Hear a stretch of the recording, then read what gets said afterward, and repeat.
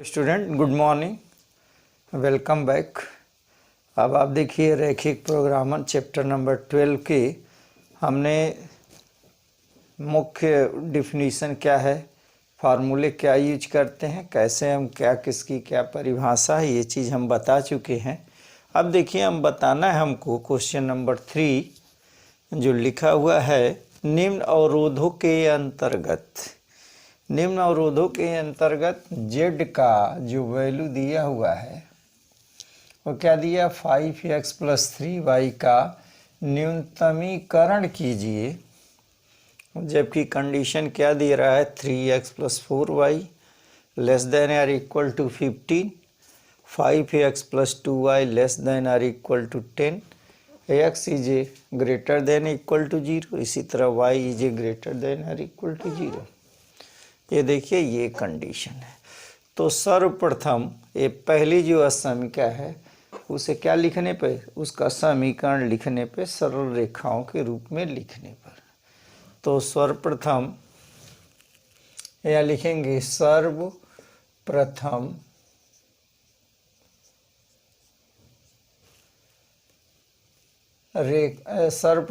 रेखा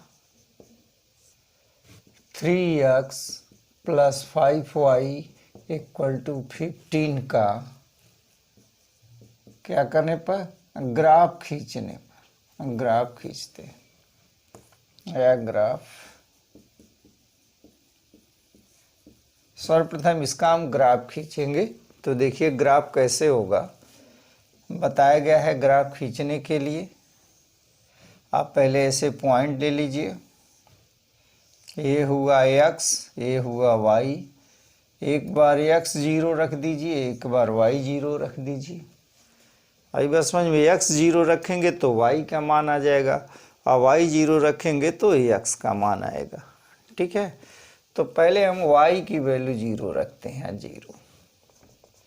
देखिए पहले y की वैल्यू इसमें हम 0 रख दें तो ये क्या हो गया, ये देखिए 5y आप +3x = 15, y की जगह पे यहाँ 0 रख देते हैं तो 3x = 15 आएगा। 3 × 5 = 15, 5 होगा, यहाँ पे 5 होगा।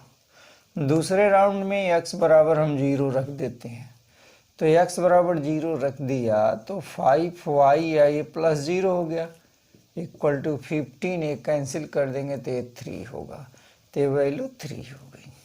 ठीक है, तो पहला पॉइंट मिला, पॉइंट A = हो गया 5, 0। इसी प्रकार पॉइंट B क्या हो गया, 0, 3 हो गया। ये देखिए 2 पॉइंट हमको मिल गया पहली रेखा से। ठीक है, अब देखिए अब दूसरा चीज क्या करते हैं हम, ये जो समीकरण लिखा हुआ है उसको हम लिख दें x = 0, y = 0। अगर लिख देते हैं 3 × 0 + 5 × 0 > 15, तो ये क्या हो गया, 0 हो गया, दोनों 0 हो जाएंगे, = ये 15 हो गया। ये सत्य है, ये सत्य है तो क्या करेंगे, तो लिखेंगे अतः अर्धतल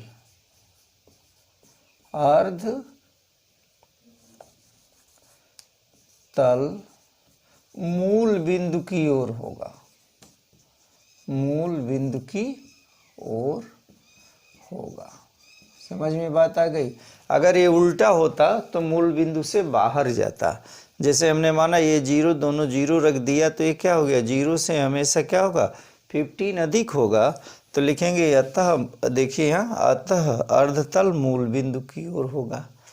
और दूसरा चीज हमको क्या जानना है, लिखेंगे x > 0, y > 0, अतः सुसंगत क्षेत्र प्रथम चतुर्थांश में होगा। कहाँ होगा, प्रथम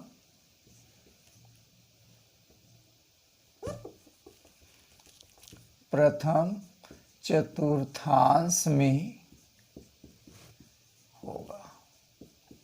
ठीक है, अब दूसरा काम क्या करेंगे, अब ये पहली रेखा का हमने ग्राफ खींचा, ये ग्राफ खींचते हैं, इसको सरल करते हैं। अभी दूसरे का देखिए, दूसरी असमीका को देखिए, उसके बाद से लिखेंगे 5ax + 2y = 20, 10 दिया हुआ, यहाँ देखिए 10 दिया है, ये चीज़ 5x + 2। इसी तरह इसका भी हम पॉइंट क्या कर लेंगे, एक्स एक्सिस कहाँ काटता है, वाई एक्सिस।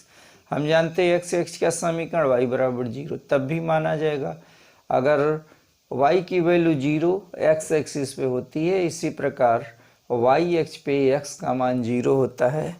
तो जैसे हमने यहाँ ग्राफ खींचने के लिए पॉइंट फाइंड किया है, उसी तरह यहाँ भी पॉइंट कर लेंगे, बड़े की ज़रूरत नहीं है। अब देखिए ये हो गया, ये हुआ x की वैल्यू, ये y की वैल्यू। पहले राउंड में y की 0 रख देते हैं, दूसरे में x का वैल्यू 0 रख देते हैं। जब हम y = 0 रख देंगे, यहाँ 0 रख देंगे तो 5 है, x = 10 होगा, तो यहाँ पे 2 होगा। दूसरा चीज़, जब x = 0 रख देंगे तो यहाँ देखिए 2 से 2 काट देंगे, ये 5 होगा। तो पॉइंट मिला C क्या मिला, 2, 0, और D मिलेगा 0, 5। देखिए यहाँ पे जैसे हमने पॉइंट, देखिए पॉइंट A भी फाइंड किया है, उसी तरह से यहाँ पर हमको क्या मिल गया, ये पॉइंट CD मिल गया। इसकी ज़रूरत पड़ेगी। अब हम क्या करें, ये देखिए इसको समीकरण नंबर हम फर्स्ट मान लेते हैं, इसको फर्स्ट मान लीजिए और इसको सेकंड मान लीजिए। फर्स्ट और सेकंड को सॉल्व करने पर, सॉल्व करेंगे तो x की वैल्यू फाइंड हो जाएगी। तो यहाँ क्या करें, यहाँ देख लीजिए, फिर से मैं आपको एक बार रिपीट कर दे रहा हूँ कैसे क्वेश्चन करेंगे। जैसे ये दिया हुआ है या समीका दिया हुआ है 3x 5y = 15, और ये देखिए 5x + 2y < ≤ 10 दिया हुआ है। तो पहले हम इन दोनों समीकरण को हम सरल रेखा का समीकरण मान के हल करते हैं। देखिए सर्वप्रथम ने क्या लिखा है, 3x + 5y = 15 ले लिया है, यहाँ पर देखिए 15। अब यहाँ पर ये देखिए ये साइन है, इक्वल का लगा देते हैं, जबकि ये असमीका का साइन है। तो जब लगा लेंगे तो समीकरण बन जाएगा। अब देखिए रैखिक समीकरण बन गया। तो समीकरण में पहले राउंड में y 0 फिर x 0 करके इस तरह से पॉइंट A भी फाइंड कर लिया। फिर इसी तरह से असमीका दूसरे को लेकर के हम 2 पॉइंट फाइंड करते हैं। ठीक है, जैसे देखिए यहाँ पे हमने लिखा है। अब हम समीकरण 1 और 2 को लेकर के क्या करेंगे, सॉल्व करेंगे। तो सॉल्व करने से क्या हो जाएगा कि उसका पॉइंट ऑफ इंटरसेक्शन फाइंड हो जाएगा। पहली रेखा दूसरी रेखा किस बिंदु पे काटती है, ठीक है ना। तो सुसंगत क्षेत्र वो भी पॉइंट आएगा जहाँ पे दोनों कट करेंगे। तो देखिए समीकरण 1 में यहाँ देखिए यहाँ पे 3x है, यहाँ पे 5 है, तो इसमें 5 से मल्टीप्लाई कर दें, इसमें 3 से मल्टीप्लाई कर दें। तो लिखेंगे समीकरण 1 में 5 से तथा समीकरण 2 में 3 से गुणा करके घटाने पर, इसमें गुणा कर लीजिए घटाइए। नंबर 1 में 5 से, देखिए नंबर 1 है, यहाँ 5 से गुणा करें तो होगा 5 × 15x + 25y, 5 से मल्टीप्लाई करें, अब 15 × 5 = 75 हो गया। अपॉन दूसरे में समीकरण 2 में 3 से, ये समीकरण 2 है, इसमें 3 से गुणा करें तो 15x + 6y = किससे, इसमें इक्वल टू ये हो गया 30 हो गया। माइनस कर लें तो देखिए माइनस माइनस माइनस से दोनों प्लस माइनस कैंसिल हो गया, और 25 में से 6 घटा देंगे तो 119y इक्वल टू ये हुआ 5, ये हुआ 4। तो y इक्वल टू हो गया 45/19। देखिए y की वैल्यू फाइंड हो गई। ठीक है, इसी तरह y का मान क्या रख दें, हम रख सकते हैं समीकरण नंबर 1 में रख लें या 2 में रख लें, किसी में रख सकते हैं। चलिए हम 2 में रख ले रहे हैं। y का मान समीकरण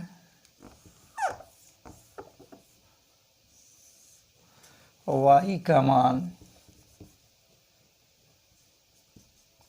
समीकरण 2 में रखने पर, 2 में रखने पर समीकरण नंबर 2 यही है। देखिए यहाँ क्या होगा, 5x plus 2 into 45/19 equal to है 10, इक्वल टू 10। अब देखिए इसको हम इरेज कर दे रहे हैं।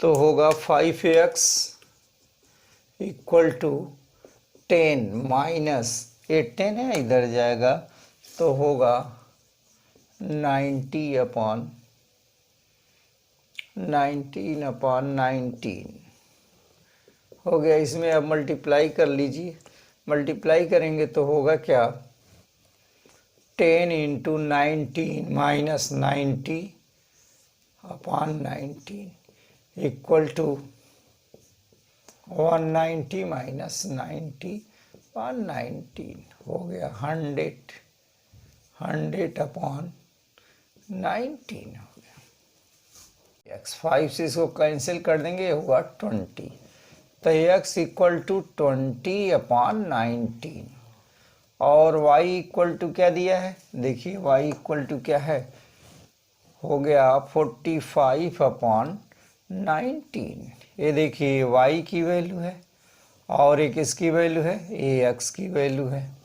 अब देखिए हमको पॉइंट जो मिले हैं इसके आधार पर हम क्या कर सकते हैं, हम ग्राफ ड्रा कर सकते हैं।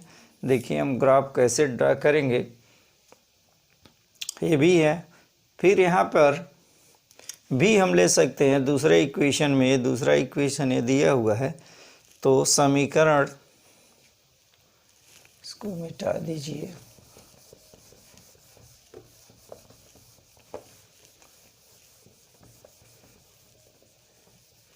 लिखेंगे समीकरण 2 से, समीकरण 2 से, ये देखिए समीकरण 2 आपका यही है, 5 इंटू 0 प्लस 2 इंटू 0 क्या है, लेस देन इक्वल टू 10, तो 0 ग्रेटर देन 10, ये भी क्या है, सत्य है। ये सत्य है तो अतः अर्धतल तल कहाँ होगा, मूल बिंदु की ओर होगा। ठीक है, अब देखिए कितने पॉइंट मिल गए। आप जो पॉइंट मिला ए बी और यहाँ पे मिला है सी डी, इसकी ज़रूरत है, ए एक्स वाई इसकी ज़रूरत है। बाकी हमने यहाँ पे जो भी सॉल्व किया उसकी वैल्यू निकाला है, उसके आधार पर हम क्या करेंगे, हम ग्राफ खींचेंगे। अब देखिए इसका ग्राफ कैसे खींचते हैं। हाँ ये देखिए भाई, ये ग्राफ है,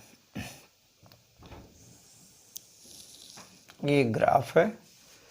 तो यहाँ देखिए 0 से 5 तक चाहिए, तो यहाँ पे लिखेंगे 1 2 3 4 5 6, ए एक्स एक्सिस है, ए वाई एक्सिस है, यहाँ भी 1 2 3 4 5 6, ये है इसका मूल बिंदु है। अब देखिए पहला पॉइंट लिखा है, ये देखिए पहला पॉइंट ये 5 0 है, तो यहाँ पे 1 2 3 4 और ये हो गया, ये हुआ पॉइंट ए, ये लिखेंगे 5 0। पॉइंट बी 0 3, यह देखिए ये पॉइंट बी है, इसकी वैल्यू 0 3 है, ठीक है ना। अब क्या करें, इसको आप सीधे स्केल लेकर के ऐसे मिला दीजिए।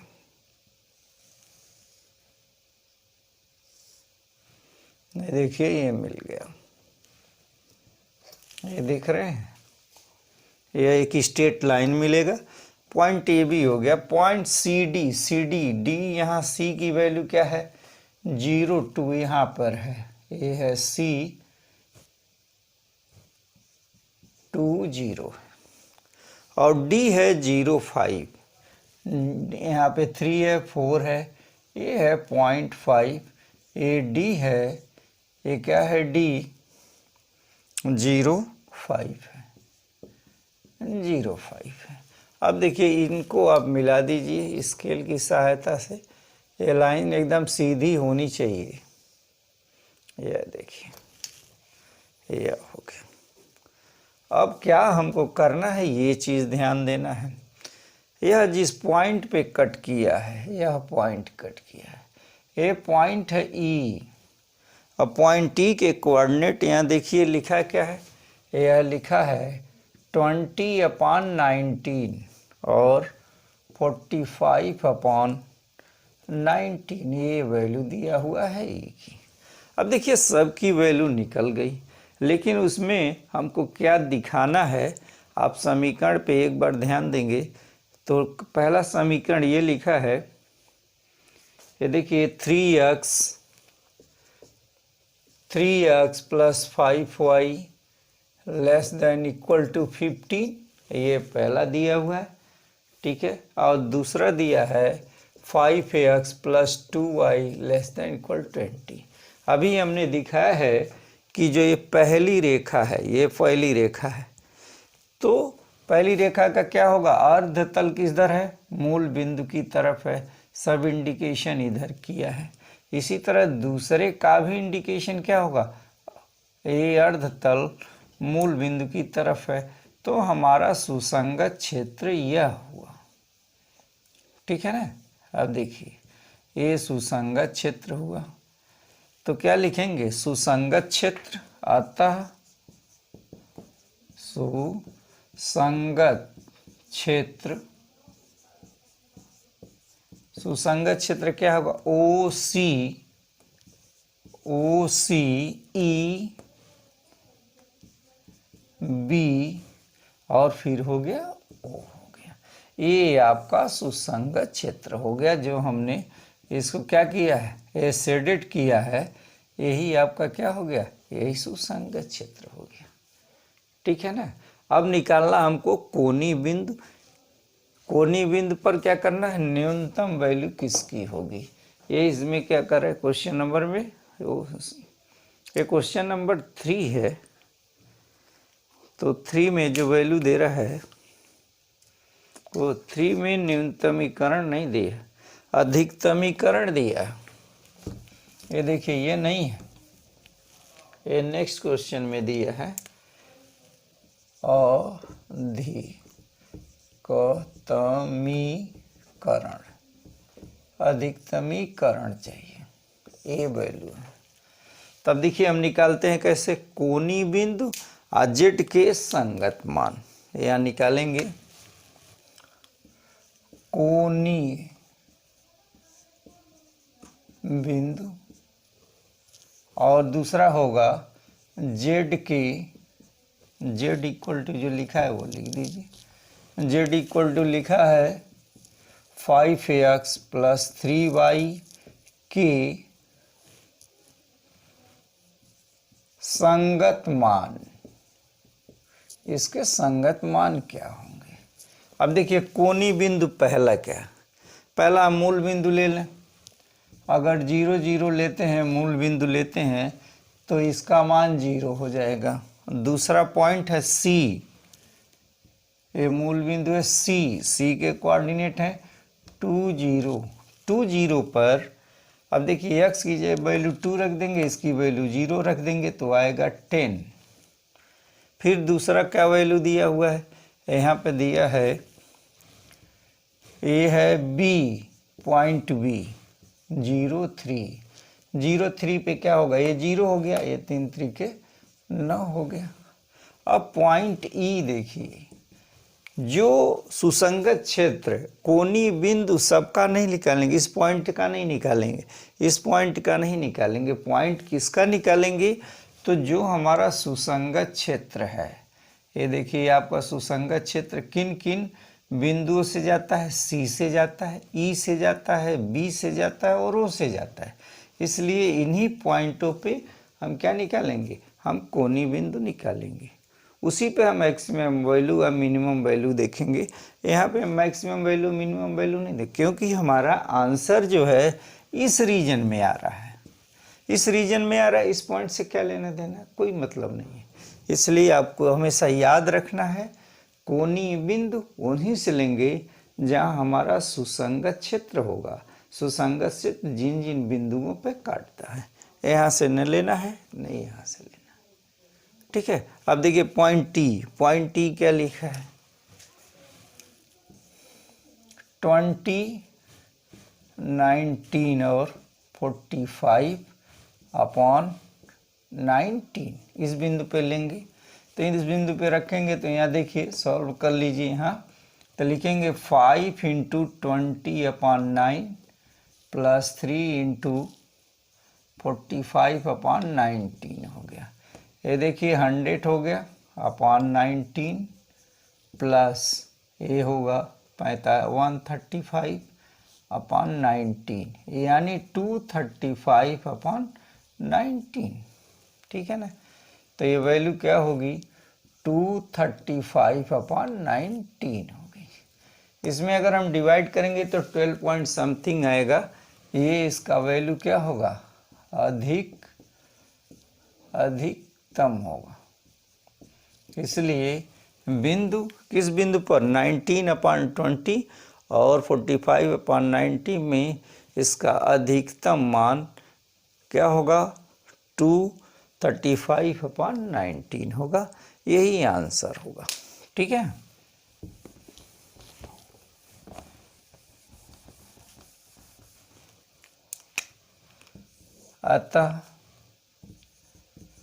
अतः बिंदु 20/19 और 45/19 पर